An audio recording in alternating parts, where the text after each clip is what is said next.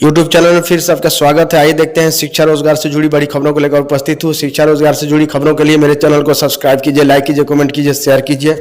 तीसरा चरण शिक्षक भर्ती परीक्षा 26 जिलों में होगी।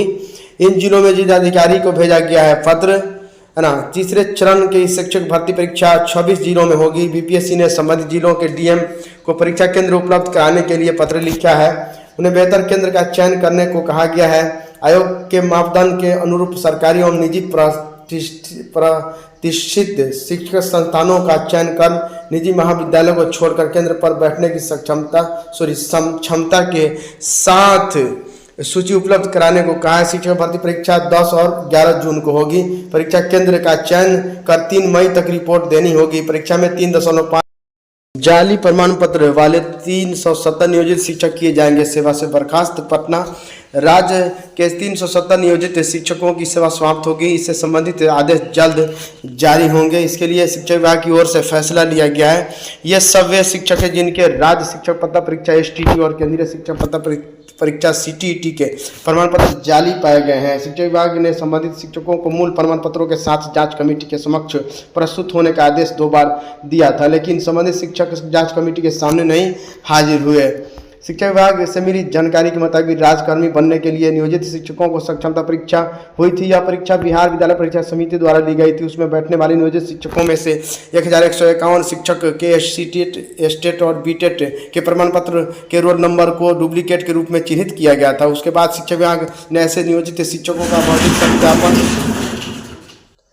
सत्यापन कराने का फैसला किया। इसके लिए जांच कमेटी बनाई गई। शेड्यूल के हिसाब से संबंधित शिक्षकों का भौतिक सत्यापन का कार्य विगत 7 से 22 मार्च तक चला। उसमें संदेह के दायरे में आने वाले नियोजित शिक्षक को जांच कमेटी के समक्ष प्रस्तुत नहीं हुए। ऐसे नियोजित शिक्षकों पर कार्रवाई के पहले शिक्षा विभाग ने उन्हें एक और मौका देने का निर्णय लिया, लेकिन ऐसे शिक्षक दोबारा भी जाँच कमेटी के सामने नहीं आए। इसके बाद शिक्षा विभाग ने संबंधित शिक्षकों को सेवा से हटाने का फैसला लिया।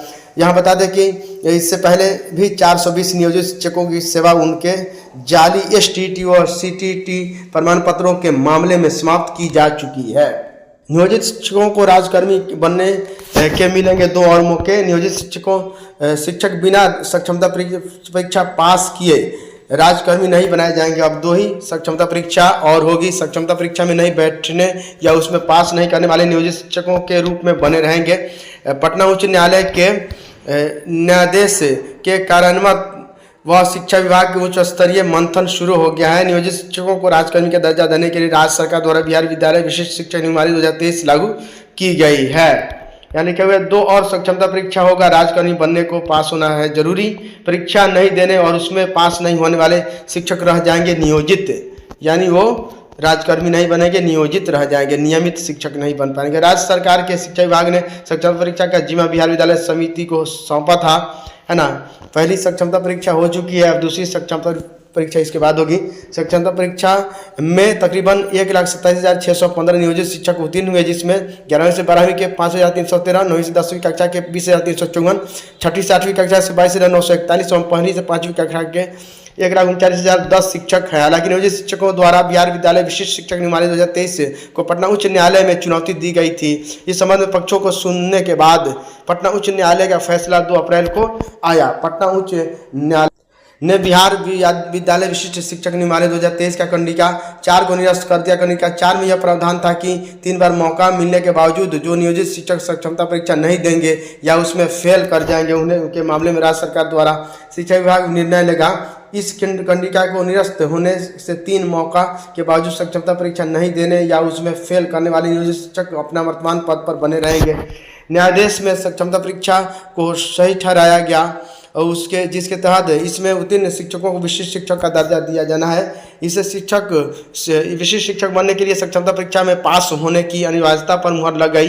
बिहार विद्यालय विशिष्ट शिक्षक नियमावली 2023 में 3 ही सक्षमता परीक्षा के प्रावधान है और 3 में 1 बिहार लोक सेवा आयोग बीपीएससी के द्वारा ये शिक्षक भर्ती परीक्षा 3रे चरण के प्रश्न पत्र पेपर लीक मामले में उज्जैन मध्य प्रदेश से गिरफ्तार आरोपितों को जल्द पूछताछ होगी।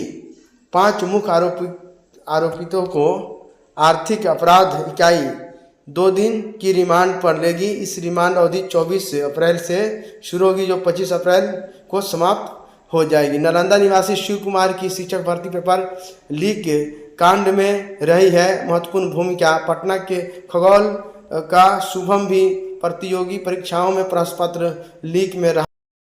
मैट्रिक विशेष और कंपार्टमेंटल की प्रायोगिक परीक्षा 29 से बिहार विद्यालय परीक्षा समिति माध्यमिक विशेष एवं माध्यमिक कंपार्टमेंटल परीक्षा 2024 का इंटरनल असेसमेंट प्रायोगिक परीक्षा 29 से 30 अप्रैल और सैद्धांतिक परीक्षा 4 से 11 मई तक आयोजित होगी।